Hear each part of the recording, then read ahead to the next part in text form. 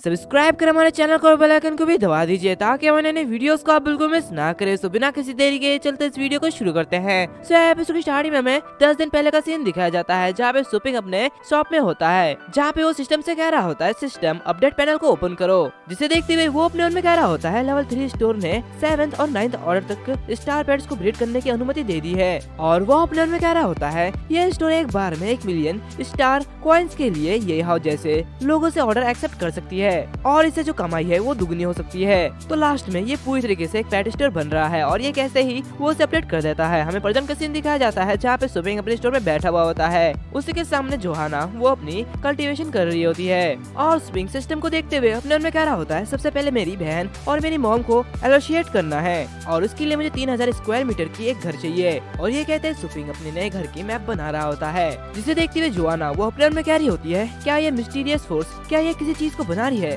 Ordinary creation से कुछ उल्टा, जिन्हें खुद बनाए रखने के लिए एनर्जी की जरूरत होती है। ये एक वास्तविक वस्तु है जो कि हमेशा के लिए अस्तित्व में रह सकती है और मुझे डर है कि हमारे सुप्रीम गॉड ये नहीं कर सकते, तो इसलिए ये बहुत ही ज्यादा ताकतवर है। दूसरी तरफ सुपिंग का वो घर का मैप बनाना हो जाता है जहाँ पे वो अपना स्टोर भी वहीं पर ही बना देता है और अपने मन में कह रहा होता है तो ठीक है अब ये पूरा हो चुका है, अब लगता है मेरा स्टोर पूरी तरीके से तैयार हो जाएगा। फिर हमें कुछ समय बाद का सीन दिखाया जाता है जहाँ पे सुलिंगी और उसके साथ साथ उसकी जो मॉम होती है वो दोनों उसी जगह में आते हैं जहाँ पे सुपिंग का नया घर बन रहा होता है, जो कि देखते हुए सुलिंगी काफी ज्यादा रन होती है और कह रही होती है क्या ये सही जगह है मॉम, क्या हम लोग सही जगह पे आए हैं। तो ये सुनते हुए उसकी मॉम कह रही होती है शायद ये सही जगह तो होना चाहिए। तभी वो लोग देखते हैं कि उसके सामने एक बड़ा सा घर है, जो कि देखते हुए वो लोग कह रहे होते हैं क्या ऐसा नहीं हो सकता। तभी सुपिंग वहाँ से बाहर निकलते हुए कह रहा होता है क्या तुम लोग यहाँ पे हो, क्या तुम्हें ये सब कुछ मिल गया है। तभी उनके सामने वो लड़ाते हुए कह रहे होते हैं बॉसू आपने जो जो कहा था हमने वो सारा का सारा सामान पैक करके यहाँ पे ला चुके हैं, करने के लिए और कुछ भी नहीं है, तो इसलिए हम वापस आ जाएंगे। तो ये सुनते हुए सुपिंग कह रहा होता है ठीक है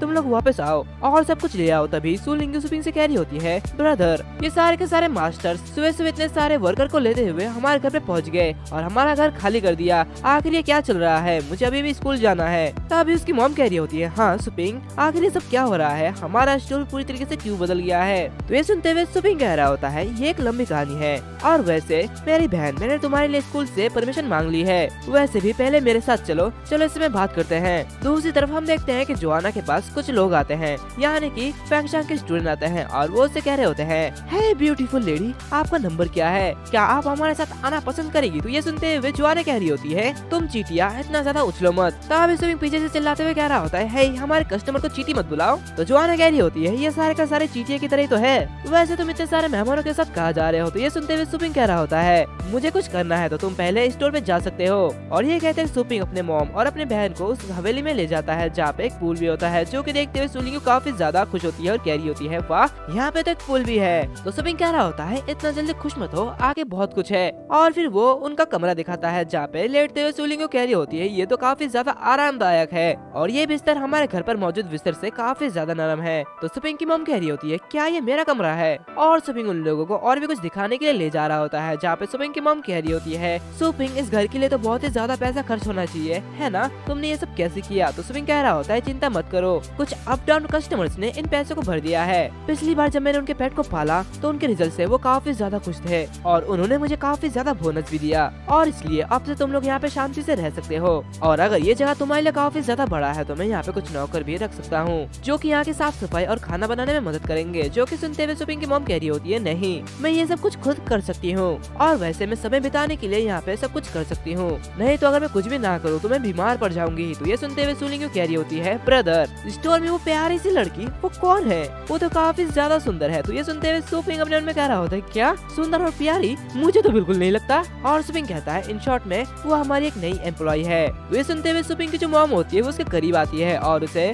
अजीब तरीके से कह रही होती है हाँ तुम्हारी मॉम सब कुछ समझ गई है तो इसलिए उसे दोपहर के लिए खाना खाने के लिए बुलाओ। तो ये सुनते हुए सुपिंग कह रहा होता है क्या उसे, नहीं मॉम मजाक करना बंद करो। फिर हमें दोपहर का सीन दिखाया जाता है जहाँ पे जोहाना उनके साथ खाना खाने के लिए आई हुई होती है, जहाँ पे जोहाना सुलिंगी और उसके मॉम के साथ बात कर रही होती है। वहाँ सुलिंगी उससे बहुत ही ज्यादा चिपक रही होती है, जो कि देखते हुए सुपिंग उसे कह रहा होता है हे ये तुम क्या कर रही हो। और सुपिंग की जो मॉम होती है वो जोहाना से काफी सारे सवाल पूछ रही होती है, जो कि देखते हुए सुपिंग धीरे से जोहाना से कह रहा होता है तुम इनके सामने इतना ज्यादा नॉर्मल कैसे हो सकते हो। तो ये सुनते हुए जोहाना कह रही होती है क्या तुम इसके लिए भी स्टाफ स्कोर को जोड़ रहे हो, अगर मेरे पास ज्यादा पॉइंट नहीं होंगे तो ये काफी ज्यादा अजीब होगा, इसीलिए मैं ये सब कर रही हूँ। तो सुपिंग कह रहा होता है आखिर ये बदतमीज लड़की चाहती क्या है। दूसरी तरफ सुपिंग की मामू जोआना से काफी सारे सवाल पूछ रही होती है, जो कि देखते हुए सुपिंग अपने मन में कह रहा होता है जोआना की एबिलिटी के साथ साथ मुझे लगता है कि जब तक ये स्टोर में है तब तक मुझे स्टोर को देखने की जरूरत नहीं है। वेल, ऐसा लगता है कि टैंग फैमिली के यंग मास्टर अभी भी बंद है और अगर मैं उसे आजाद नहीं करता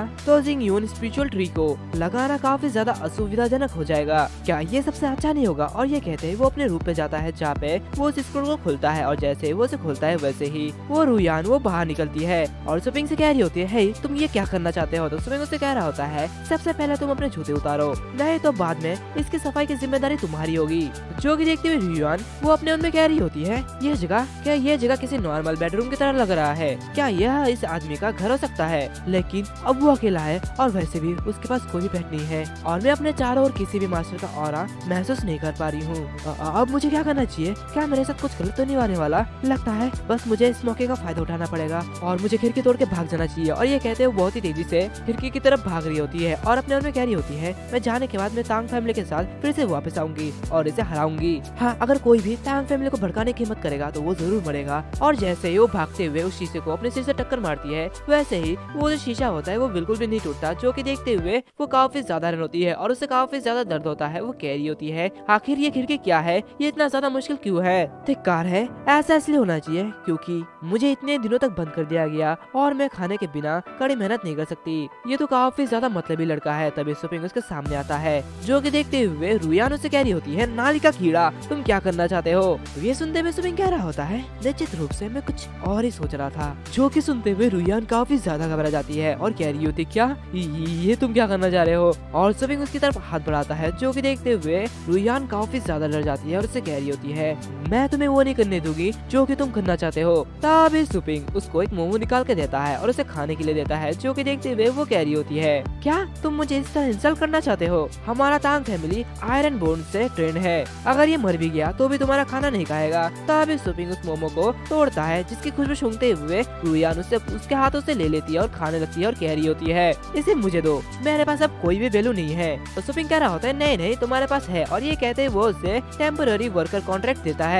फिर हमें अगले दिन का सीन दिखाया जाता है जहाँ पे स्टोर के सामने बहुत सारे कस्टमर होते हैं जो कि रुयान और उसी के साथ साथ जोआना को देखते हुए काफी ज्यादा खुश हो रहे होते हैं और वो लोग कह रहे होते हैं वाह इतनी सुंदर लड़की आखिर यहाँ पे।